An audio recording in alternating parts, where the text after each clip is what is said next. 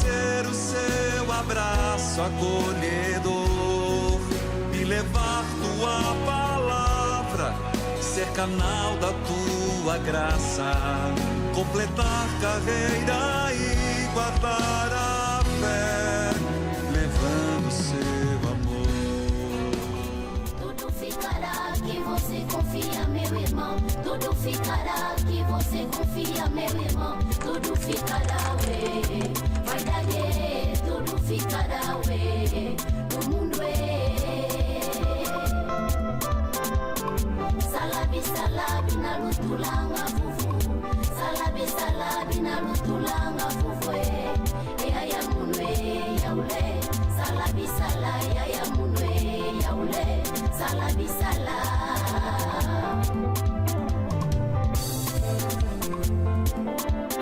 E o passando de lamba, Tudo vai ficar, sangue no capuaco, tudo vai ficar, dinheiro no banco, tudo vai ficar, minhas plataformas, tudo vai ficar, os caros, tudo vai ficar, e o Neituxon. tudo vai ficar. Olá, você que está acompanhando o Padre em Missão Especial Angola. Nós estamos realmente em missão aqui na dimensão religiosa e você tem sentido a força da fé deste povo. E agora nós queremos falar um pouco da história de Luanda, da Angola de modo geral. E onde nós estamos? Num pátio, aqui nós estamos diante de uma natureza típica da África e estamos num lugar que você vê escrito lá, Museu Nacional da Escravatura.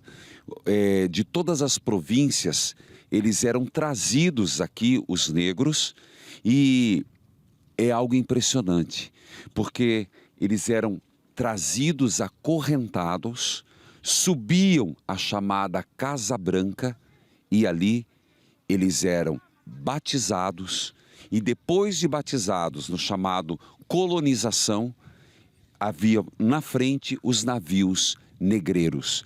Nós teremos a oportunidade de entrar neste museu da escravatura, que se tornou um ícone, lembrando que o Brasil foi um dos destinos para a grande maioria dos negros da Angola. Nós vamos visitar e vamos ver um pouco dessa história.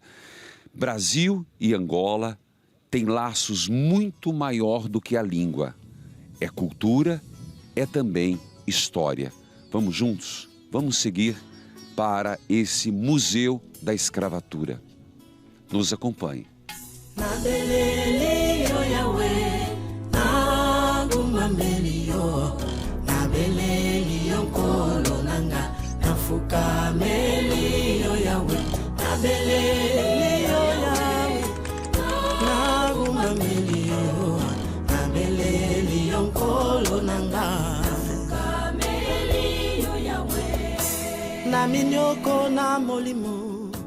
Aqui remonta Dom Álvaro da Cruz, que na verdade era o chefe das naus lusitanas. E mais à frente você vai ver a chamada a Ilha Mussulo. Por isso nós estamos entrando agora, onde nós vamos entender toda essa questão da escravatura. O Brasil foi um dos países que mais recebeu escravos daqui da Angola. Lembrando, não estamos falando só de Luanda. Luanda era o lugar onde eles chegavam de todas as províncias.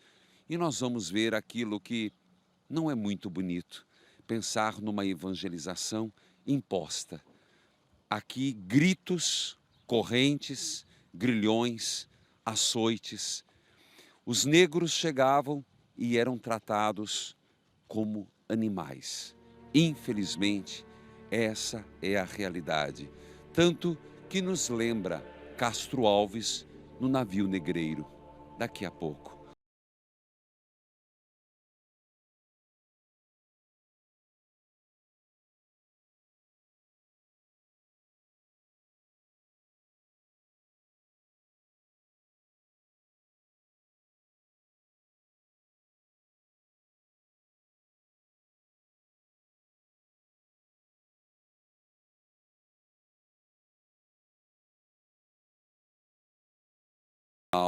da escravatura.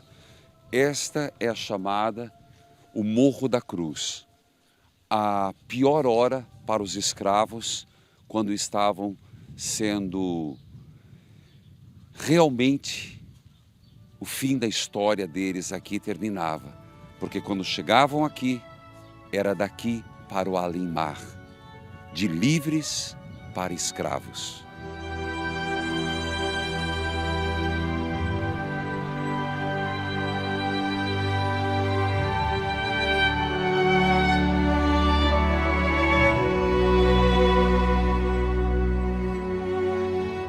Nos diz Castro Alves: vem gente de Cambinda, Benguela e Luanda. Eles vinham acorrentados para trabalhar nessas bandas, acorrentados no porão do navio. Muitos morreram de banzo, muitos morreram de frio. Eu gostaria de convidar você a fazer uma prece, um Pai Nosso como nos ensinou nosso Senhor Jesus Cristo, por todos aqueles que foram levados sem perspectiva de vida. Rezar pela consciência negra, rezar por aqueles que são deixados à margem da sociedade. Pai nosso, que estais no céu, santificado seja o vosso nome. Venha a nós o vosso reino, seja feita a vossa vontade, assim na terra como no céu. O pão nosso de cada dia nos dai hoje. Perdoai-nos as nossas ofensas, assim como nós perdoamos a quem nos tem ofendido. E não nos deixeis cair em tentação, mas livrai-nos do mal. Amém. Senhor, olhai por todos aqueles que sofrem, por todos aqueles que não têm voz nem vez. Sois o Deus do excluído, sois o Deus que, segundo nos diz a Sagrada Escritura, a Moisés: eu ouvi o clamor do meu povo. Eu ouvi o clamor do meu povo. Senhor, escute o clamor do teu povo. Amém.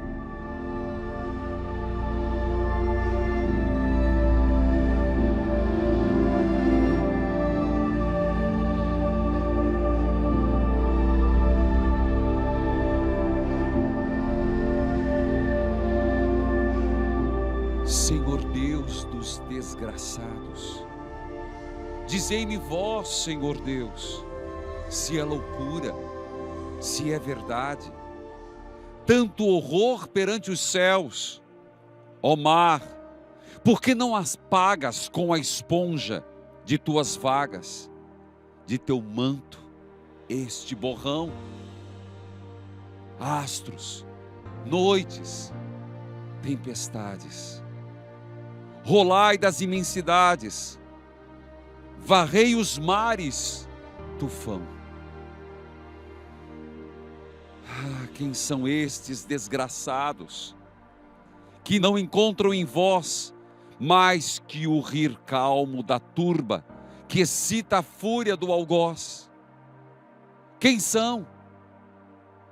Se a estrela se cala, se a vaga à pressa resvala, como um cúmplice fugaz, perante a noite confusa, dize, ó tu, severa musa, musa libérica audaz. São os filhos do deserto, onde a terra esposa a luz, onde vive em campo aberto a tribo dos homens nus. São guerreiros ousados, que com tigres mosqueados combatem na solidão. Ontem, homens livres, fortes e bravos. Hoje, míseros escravos, sem luz, sem ar, sem razão.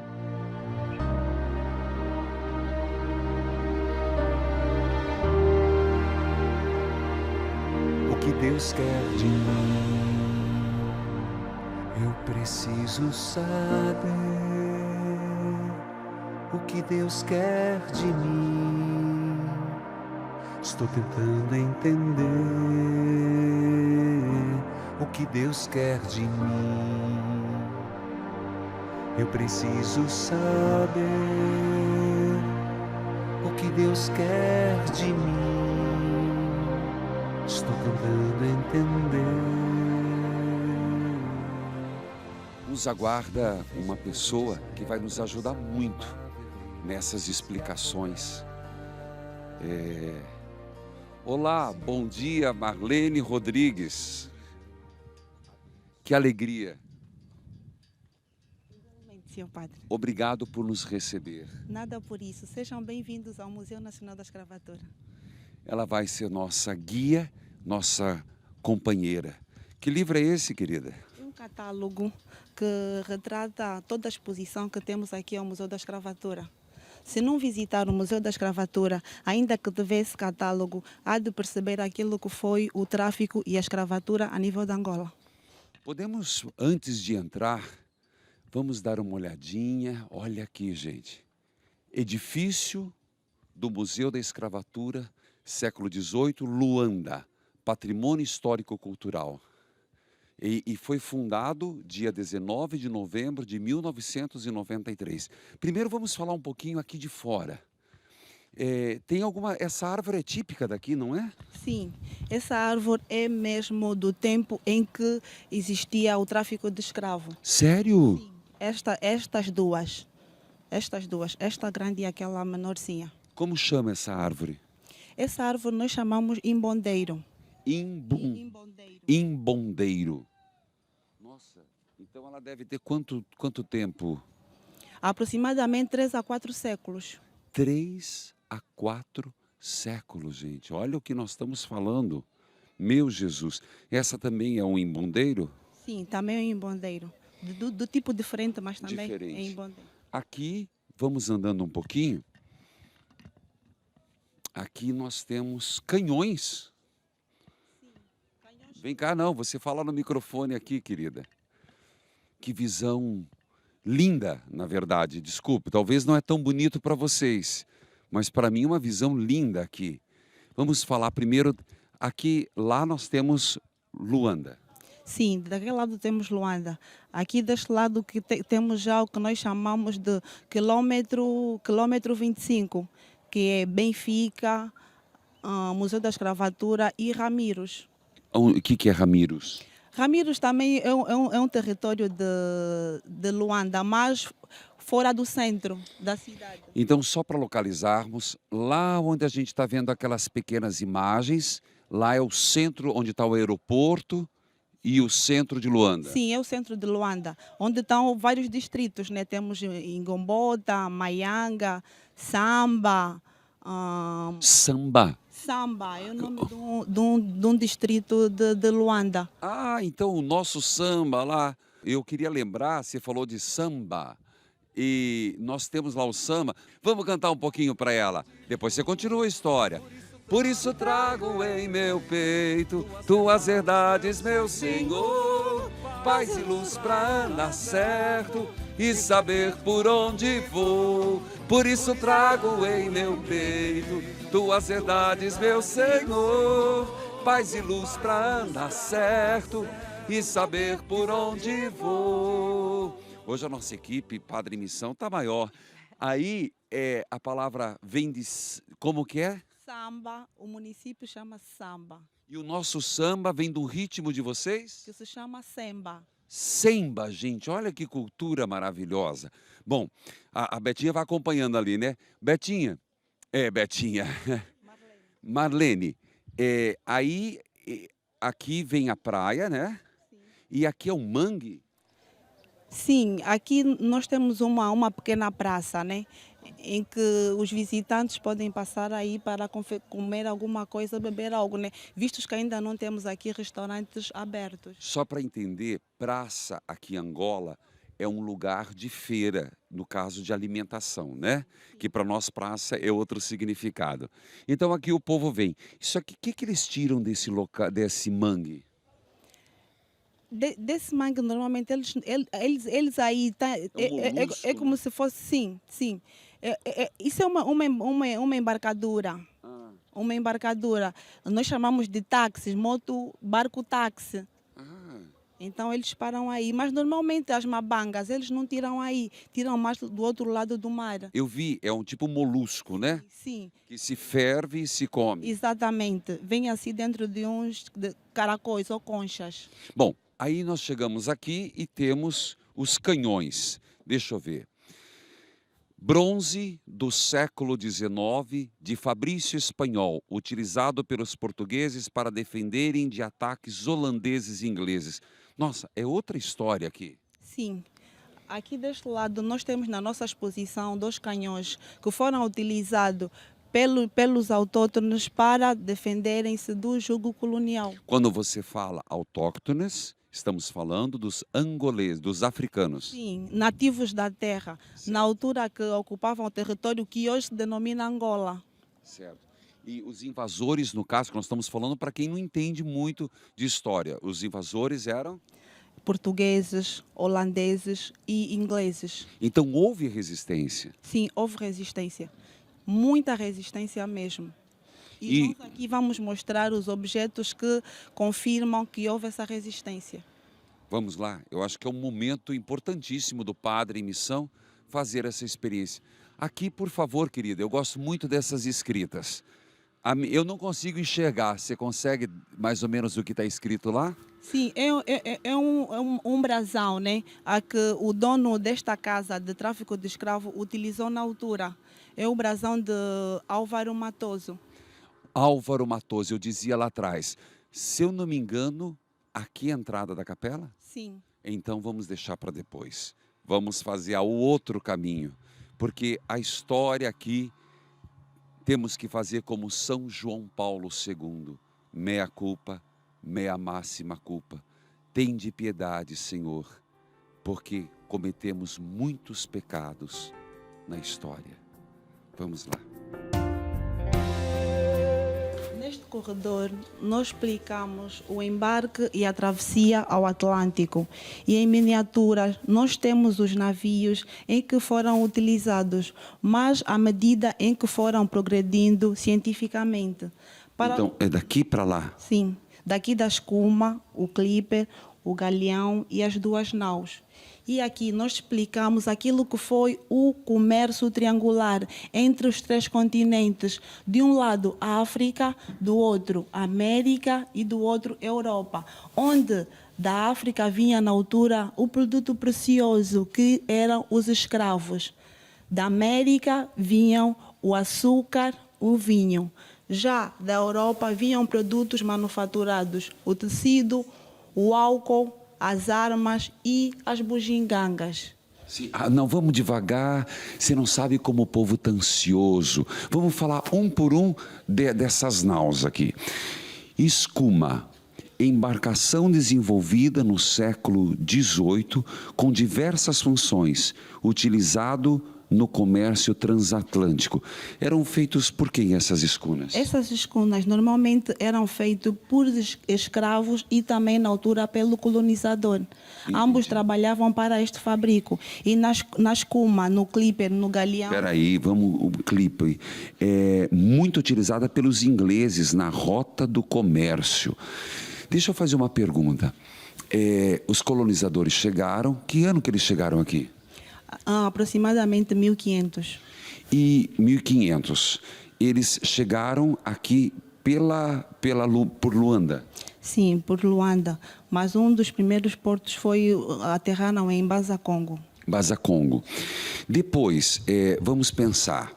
Eles chegaram, fizeram a primeira colonização, né? E o que eles descobriram aqui de precioso, além de um povo que eu estou maravilhado, mas que infelizmente tornaram escravos. Luanda é rica em quê? Primeiro, eles descobriram o próprio homem, que eles denominaram como escravo. Denominaram como escravo, isso porque eles tentaram juntar uma união, uma instituição do bem à do mal. Daí onde surgiram a religião católica, que uniu-se ao colonizador. Isso, e não se assuste, não se assuste. Eu sou padre e nós temos que ouvir todas essas vertentes da história. Então, ela está dizendo que a Igreja Católica chegou e se uniu ao colonizador, que no caso eram os autóctones da área. Não, os colonizadores. Os portugueses. Os portugueses, tal qual aconteceu no Brasil. Então, é importante essa parte da história. É todo um processo. Padre, mas como que a igreja fez isso? A igreja, o Espírito Santo vai suscitando aos poucos as correções que às vezes a igreja se inclina. Eu só quero terminar de mostrar aqui, esse é o famoso galeão, gente. Vocês estão vendo imagens, embarcação já do século XVI, de peças de artilharia, também usada no transporte de escravos. Só terminando aqui, essa é a nau. Você conhece a nau. Nau, já no Brasil, é bastante conhecida, do século XVI, e transporte de escravos de mercadoria. O seu tamanho varia entre 300 a 600 toneladas. E aqui é a caravela. Pedro Álvares Cabral descobriu o Brasil com as caravelas, a típica caravela dos portugueses, no século XV, utilizada pelos navegantes portugueses e espanhóis nas viagens de descobrimento e no tráfico de escravos. As primeiras caravelas pesavam média de 35 a 95 toneladas e as mais acabadas 180. Bom, agora eu vou voltar, você já viu as imagens, ela vai falar do triângulo de novo. Eu sou meio professor, sabe? Eu gosto que as pessoas que estejam assistindo, você está vendo aqui, África do Sul, ali em cima, Guianas, Pernambuco, Brasil, Minas Gerais. Aí, da onde começa o triângulo? Começa da África, começa da Europa, né? Na verdade. Começa da Europa, vai assim, América, Europa, África, temos aqui embaixo no pico. O Certo. pico que nós fizemos, o famoso comércio triangular, onde forma um triângulo. América de um lado, Europa do outro e África aqui. Bom, então vamos começar pela Europa, que foram eles que entraram, que foram descobrir. Então nós temos lá, na Europa, eles vão para lá com produtos salgados, farinha, vinhos e materiais. Álcool, armas, bugigangas e tecidos. Quando você fala bugigangas, para nós é uma palavra que não é muito boa. Bugigangas é uma mistura de nada com coisa nenhuma. Bugiganga na altura também era mesmo nada. Eram produtos que quinquilharia sem nenhum valor. Entendi. E eles vinham para comprar, para negociar. Sim, e com essas bugigangas faziam troca com a América e a África. Tá. Aí eles vieram aqui Angola, né? Sim. Moçambique está do lado. Sim, e aqui em África, onde eles encontraram os escravos. Certo. Encontraram algodão, açúcar, tabaco e outros produtos preciosos. Então, essas bugigangas deixavam aqui na África e da África levavam os produtos preciosos. Entendi. Por exemplo, além do humano, que é o maior produto precioso... Sim, na altura mesmo o escravo era... Pedras preciosas. Pedras preciosas, sim. Também conseguiam escavar já petróleo. Já? Já. Tiravam daqui também a cana-de-açúcar e muitas das vezes o próprio açúcar. Qual o país que mais recebeu escravos? Na América, o Brasil. Depois, em outro continente? Em outro continente, podemos ver que na Europa mesmo, o próprio centro, Portugal, recebeu muitos escravos. Na América temos a realçar o Brasil, na Europa, Portugal. Mas queria também realçar que nós, quando passamos por esse corredor, citamos sempre os portos de embarque de escravos em Angola. Ah, vamos ver, por favor. Aqui o local onde nos encontramos também foi um dos portos de embarque de escravos. E em Angola tivemos outros portos, o porto de Cabinda, o porto de Imbinda, Benguela, Moçambique e o Novo Redondo, que hoje chama-se Benguela. São os principais portos de embarque de tráfico de escravos a nível do país. Então vamos agora para um outro sítio, ou melhor, para um outro local aqui. Aqui estamos... Em que local é esse? Nesta sala, nós temos uma pequena demonstração daquilo que foi a escravatura doméstica, visto que a escravatura, quando começou, aproximadamente na segunda metade do século XIV, começou como escravatura doméstica. Mais tarde é que progrediu para aquela escravatura comercial e que se expandiu em proporções alarmantes. Numa pequena demonstração, nós temos um casal brasileiro à mesa e duas crianças nego-africanas ao chão a fazerem a sua pequena refeição. O que é isso aqui? É a panela onde confeccionava-se os alimentos de Álvaro Matoso. Álvaro Matoso, que foi o proprietário desta casa e um grande comerciante de escravos. Ah, é Álvaro Matoso, que era o capitão das naus portuguesas. Então, e aqui era uma... Era a cozinha. A cozinha. Era a cozinha. Nós, como adaptamos... Então, fizemos esta sala para demonstrar a escravatura doméstica que começou e depois para demonstrar a panela onde Álvaro Matoso confeccionava os alimentos. Mas como casa de Álvaro Matoso, o local onde nos encontramos foi a cozinha. Entendi. E depois temos ali a capela e temos o quarto de Álvaro Matoso. Vamos lá no quarto e lá nós vamos encontrar uma amiga que vai dar algumas considerações, que é a nossa amiga e irmã Guilhermina.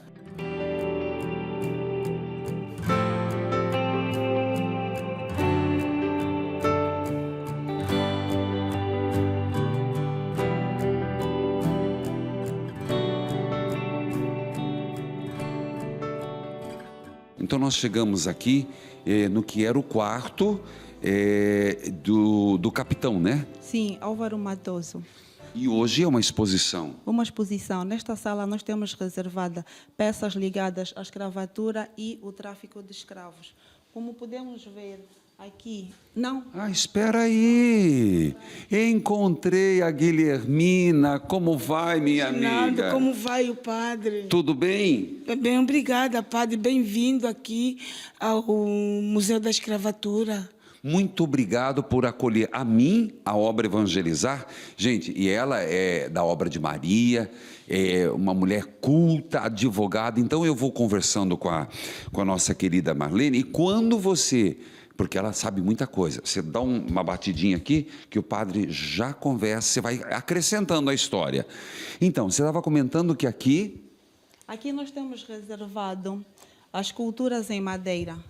Esculturas em madeira é uma representação de um grupo de cativos, de adultos e crianças, da forma como se perfilavam na altura do tráfico de escravo. Algumas vezes só em grupos de adultos, noutras em grupos de crianças e adultos. Podemos ver corrente ao pescoço e algumas vezes nas mãos. Meu Deus, espera só um pouquinho, deixa eu ver.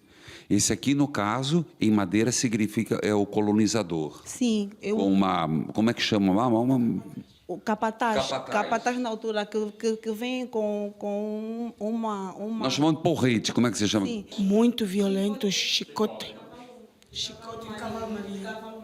Chicote. Como assim, chicote de cavalo? Vem cá, como é que é isso? Chicote de cavalo marinho? Lá tem um chicote que tem uma parte de madeira e outra parte é um material violento, em que ele, a uma distância de, por exemplo, meio metro, ele consegue chicotear o escravo para andar mais rápido ou para não gritar, qualquer coisa, para poder mesmo maltratar.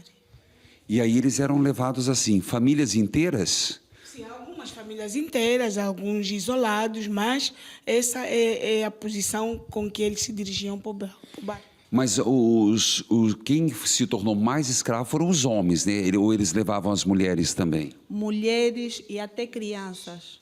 Meu Jesus, misericórdia. O que é isso aqui? Aqui nós temos em cima a grilheta em ferro, que era utilizada para conter os pés dos escravos, com o objetivo de impedir a fuga.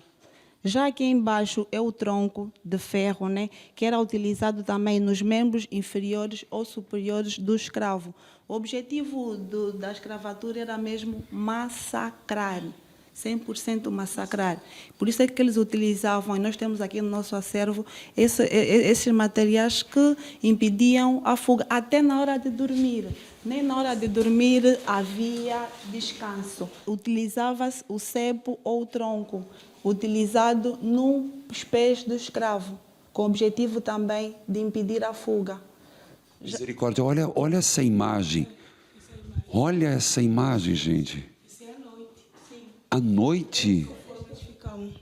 Esse é conforme eles dormiam, com os pés presos, conforme demonstra aí esse acervo que nós temos aí na parede.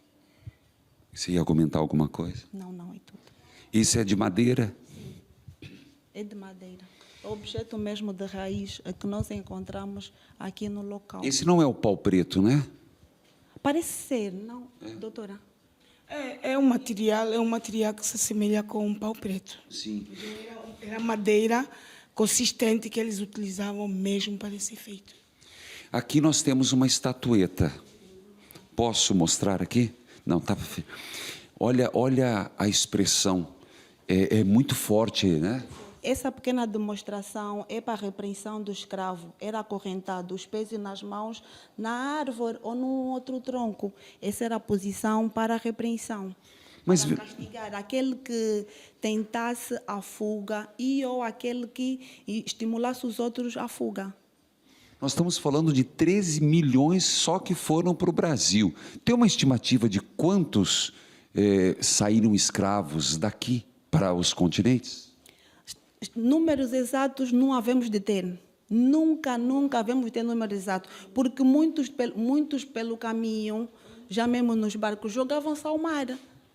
Então, estes, quiçá, não entraram para as estatísticas. Números exatos, não. Temos números aproximados. Por exemplo? Porque muitos mesmo preferiam jogar-se ao mar do que ir para fora ser escravo. Jogavam-se, preferia, para não aguentar o sofrimento, atiravam-se no mar, e outros acabavam como criança, que não aguentam como vê esse martírio todo.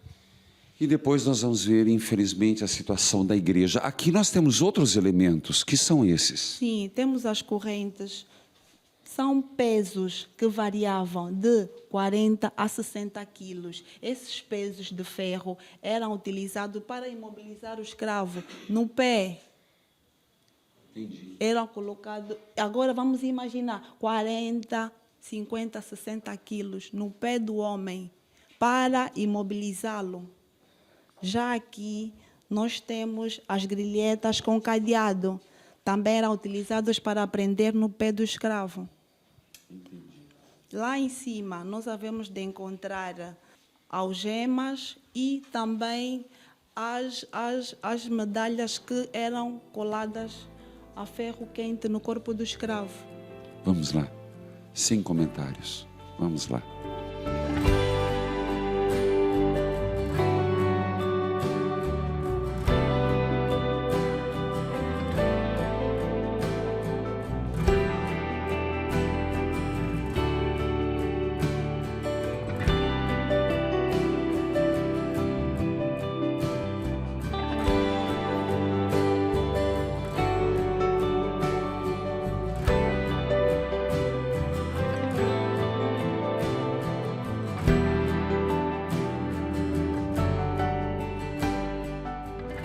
Queridos filhos, povo de Deus, nós vamos subir, mas nós estamos falando de uma casa que remonta ao século XV. Então, nós temos que preservar. Por isso, nós vamos subir. É uma escada histórica, é de madeira mesmo, né, Guilherme? Sim, é de madeira e devido mesmo ao tempo e como o nome próprio já sugere, é um museu. Então, para podermos preservar para mais gerações, é necessário que a gente limite o número de pessoas a poderem utilizar as escadas de uma vez só. Isso é muito comum em todos os lugares. Vamos lá, é comum isso acontecer. Até no Vaticano não se sobe em qualquer lugar. A gente está tendo um privilégio aqui, porque nós estamos com gente grande aqui, viu, gente? Guilhermina manda aqui. Guilhermina, como que você se sente vindo aqui? Padre, cada visita que eu efetuo no Museu da Escravatura é também um aumento de conhecimento muito grande da história do próprio meu país, para poder ajudar a esclarecer em todos os pontos que eu vou, porque é importante. Então, isso demonstra aquilo que foi, e também com o Brasil, que foi a escravidão. Até porque fomos colonizados pelo mesmo colono, que são os portugueses, e é interessante passarmos essa mensagem. Bom, aqui nós encontramos algumas partes. Por onde vocês querem começar para ter uma... Pode ser por aqui? Que são essas garruchas, não sei como vocês chamam. Nesta sala, nós temos uma pequena demonstração daquilo que foi a história e a cultura africana nas Américas. E aqui nós temos arcos de flechas, paus, né, que foram utilizadas na luta contra o tráfico de escravos e a presença colonial. Já do outro lado, nós encontramos as armas de fogo, que nós denominamos como canhangulo. Caiambulo. Canhangulo, o nome destas armas. Caiangulo, gente. Muito bem. Utilizadas pelos africanos na luta contra o tráfico de escravos e a ocupação colonial. Os textos retratam que estas armas disparavam de 30 em 30 minutos uma bala. Agora, nós podemos ver, né, se nós na altura lutávamos contra o colono com armas que disparavam de 30 em 30 minutos uma bala, já podemos também nos interrogar como é que haveríamos de competir e ou guerrear com o jugo colonial. Deste lado, nós encontramos as palmatórias. Misericórdia. As palmatórias e o chicote que nos referimos lá embaixo, utilizado para bater no escravo, do tipo cavalo marinho. As palmatórias também eram utilizadas para... O capataz é que utilizava para bater na mão do escravo. Esse aqui, como é que é o nome lá no Brasil? Berimbau. Berimbau. No Brasil é berimbau. E aqui chama-se? Ungo. Ungo. E aqui a viola africana. A viola africana. Já do outro lado, nós temos uma pequena demonstração daquilo que foi os instrumentos utilizados para o escravo como uma pequena identificação. Ao corpo do escravo e com ferro quente eram coladas esses metais. Não, espera aí. São duas coisas. Uma coisa é queimar, e isso aí era cravado. Isso era cravado no corpo do escravo. Haviam duas técnicas. Uma era marcar no ombro aqui com ferro quente. A outra eram cravadas esses metais que nós temos aqui utilizado. A grilheta também era utilizada para prender nos membros superiores ou inferiores do escravo, com o objetivo de massacrar e impedir a fuga. Bom, agora nós vamos descer e nós vamos falar um pouco da reação e do processo de abolição, né? Vamos falar um pouquinho sobre isso? Vamos lá.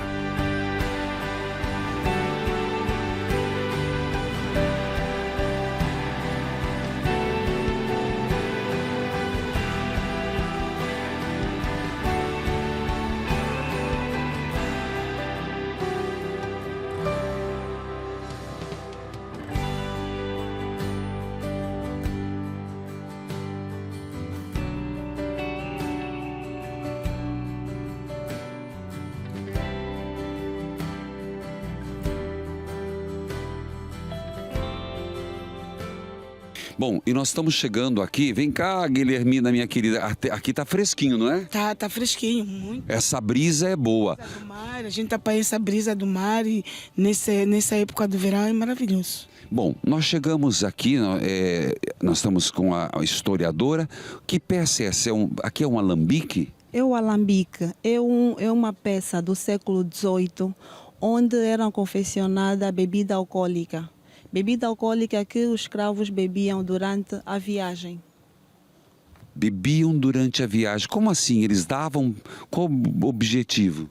O objetivo é para o escravo ficar desmobilizado, não pensar para poder fazer, por exemplo, uma rebelião. Né? Bêbados estão ali, o navio há dias e dias, constantemente embriagados. Claro que eles não tinham aquele intelecto de pensar numa possibilidade de criar uma rebelião, qualquer coisa do gênero. E essa peça aqui, vocês podiam me mostrar?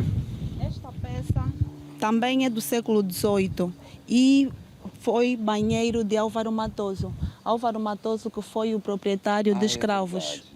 Como é que foi? Quem quer começar um pouquinho sobre a resistência? Falar sobre a resistência é falar de algo que começou nos finais do século XVII e que foi progredindo aos séculos XVIII, finais do século XVIII. Não foi fácil, por isso é que nós podemos ver lá em cima os instrumentos que foram utilizados desde as armas, canhangulo e os arcos e as flechas. O povo, a priori, não aceitou mesmo. Por isso é que houve depois tendência de massificar-se, né, em grupos para lutar contra o que nós chamamos hoje de independência. Como é que foi a história da independência? Primeiro a abolição da escravatura, vamos primeiro passar por isso, né? Para depois a independência. Porque houve depois, com o evoluir do tempo, houve tratados para a abolição da escravatura. Isso não só em Angola, como nos outros pontos onde isso existiu. Depois desse passo, então, Angola, os angolanos foram organizando-se, foram lutando contra o jugo colonial e até chegarmos ao 11 de novembro de 1975. 11 de novembro de 1975. Antes disso, nós tivemos uma luta armada. Como foi essa luta? Teve início em 1961. Essa luta armada, que foi no 4 de fevereiro de 1961, é que rompeu definitivamente com o colono em Angola, com a abertura das cadeias e esse movimento. Então, a Guilhermina já puxou um assunto ali, me interessou. Então, antes da independência, teve realmente uma guerra que rompeu com o colonizador. Quando foi isso? Começou mesmo em 1961. E como é que foi? Foi as províncias que vieram para cá? Foi a capital? Como é que foi essa guerra? Início da luta armada. As províncias não vieram para cá, mas todos grupos, cada um nos seus territórios, tiveram comunicação e lá começaram a lutar, né, contra o colonizador. Os portugueses. Nas cadeias e em outros pontos. Todos rebelaram-se mesmo. Abriram as cadeias. Então foi o dia em que os grupos organizados foram e romperam com as cadeias para tirar os presos e expulsaram os portugueses. Expulsaram os portugueses. Aí começa de 61 a 75. O que aconteceu de 61 a 75? Que eu estou atento aqui nas histórias. Sim, porque a guerra aí continuou. A guerra continuou, porque o colono não se retirou propriamente naquele dia. Entendi. Exatamente, a guerra continuou nas frentes, frente leste, frente norte, por aí, até que depois evoluiu para a independência. Quem foi tem uma praça aqui, 1º de maio. Era 1º de maio, porque é onde saíam aquelas manifestações do Dia do Trabalhador. Mas agora já é Praça da Independência. Praça da Independência. Onde está erguido o busto do primeiro presidente da República. As mulheres têm papel importante nessa história? sempre estiveram. Nós, inclusive, temos um largo das heroínas cá em Angola, do jeito que outros países também têm mulheres até agora que são lutadoras. Em Angola também tivemos, tem o Largo das Heroínas, que é a Diolinda Rodrigues, Lucrecia Paim, mulheres que lutaram lado a lado com os homens e que tombaram mesmo nessa guerra de 61. Vamos para um último lugar e eu gostaria de fazer uma reflexão. Nós temos que entender, e aqui a igreja, ela tem um papel muito importante em vários aspectos. A igreja que ela chega do lado do colonizador, sem dúvida, porque eles querem levar Jesus Cristo. Às vezes, a forma como se chega não é a melhor, mesmo porque no primeiro momento, a igreja se posiciona como quem chega. Ao longo da história, no passar dos anos, a igreja começa a refletir. Porém, a barbaridade, a forma como se foi feito, é algo questionável. A igreja pede perdão à raça negra, àqueles que foram escravizados. O Papa São João Paulo II já o fez. E aqui é o momento de reflexão, o momento sempre de pensar. Jesus que veio para os pequeninos, que veio para os humildes. Porém, seria um grande erro, um anacronismo, você, com o conceito de hoje, julgar as decisões do passado. Tudo no seu devido contexto. Não é verdade? É verdade, tudo no seu devido contexto. Nós estamos a falar no contexto passado, que não se compadece com o contexto atual. Lembremos que o próprio nosso Senhor Jesus Cristo nunca falou sobre a questão dos escravos. São Paulo, sim, mas numa forma de: ó Teófilo, recebe Onésimo como teu filho, mas não tratou da escravidão. Eu não estou falando para justificar a igreja, eu estou falando que nós não podemos julgar a história fora do seu contexto. Mas vamos lá, a historiadora, nossa irmã da obra de Maria, que nos recebe, e nós vamos rezar e ao mesmo tempo saber um pouco da história. Estamos entrando, até aqui os escravos viam. Era o único local que eles entravam da Casa Branca, o Morro da Cruz, não era? Sim, o único local que eles tinham acesso. Eles vinham por onde? Por aqui, pela escada? Vinham pela escada. Aquela escada que você viu o padre subindo? Vinham pela escada, davam a volta e paravam aqui nesta sala que nós denominamos por capela. Capela. Vamos entrar. Bom, chegamos aqui na capela. Essa capela era o único lugar que os escravos chegavam pelas escadas, chegavam aqui. E o que acontecia aqui? Aqui acontecia o batismo, nesta sala, e temos a pia de água benta. Só vamos mostrar a pia de água benta, onde se faz o sinal da cruz, né? E é do tempo, né? Sim, é do tempo, é do século XVIII. Século XVIII, gente. Depois, o que temos? Temos aqui a pia batismal. A pia batismal também é objeto do século XVIII. Nesse recipiente onde era colocada água benta para batizar o escravo. Olha aqui, gente. Olha. O escravo era batizado, atribuía-se um novo nome e ia aí fora aguardar embarcadura para destino incerto. Uma nota importante é Reginaldo Manzotti, mas posto aqui muda automaticamente o nome. É batizado com outro nome. Lembrando que isso era uma tradição da igreja, por mais que tinha um nome africano, se batizava com o chamado nome cristão.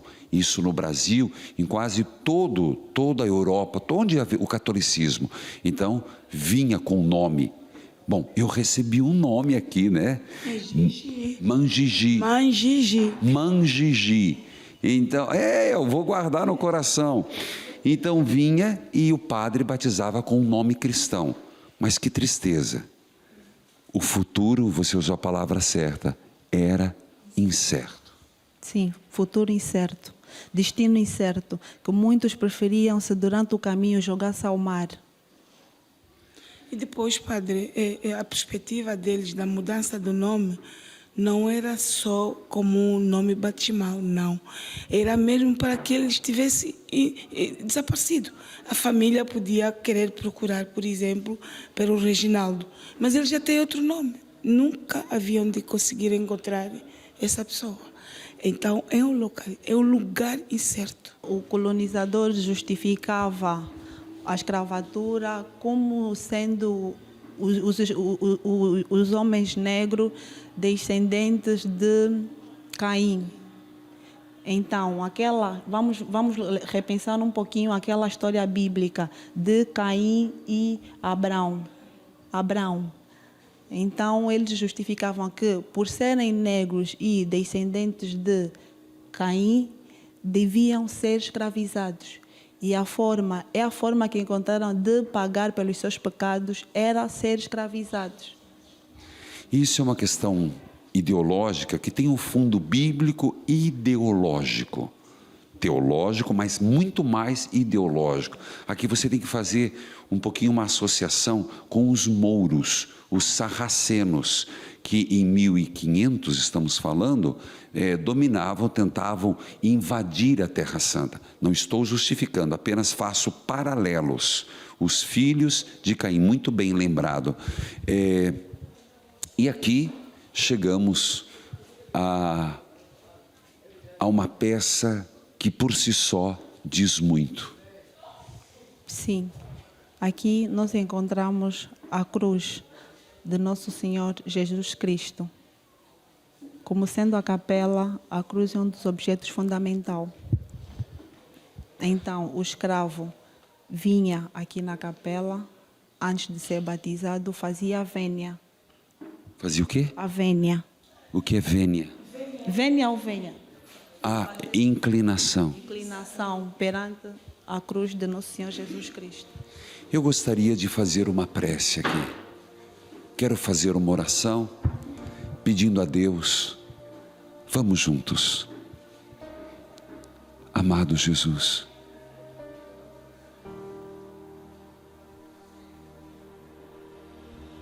eu te olho e te vejo nessa cruz. Quantos escravos aqui não estiveram? Olharam para ti, Jesus. Não conseguiam entender. Talvez, Jesus, foste a última imagem que eles tiveram da sua pátria. Jesus, perdoai os erros que a humanidade comete. Perdoai, Senhor, a intolerância religiosa, as discriminações. Perdoai, Jesus, porque teu povo se afasta tanto do teu projeto. Foste crucificado e muitos angolanos foram algemados nos navios. Jesus, pedimos hoje para que olhe para os escravos de hoje, que não usam mais os grilhões, as correntes, os pesos, as chibatadas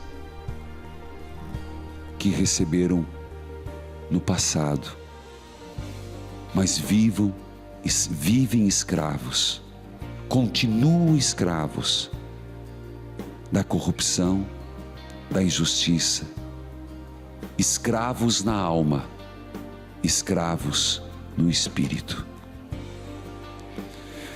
Jesus, o contemplo nas tuas santas chagas dolorosas e coloco as feridas que historicamente percebemos existir.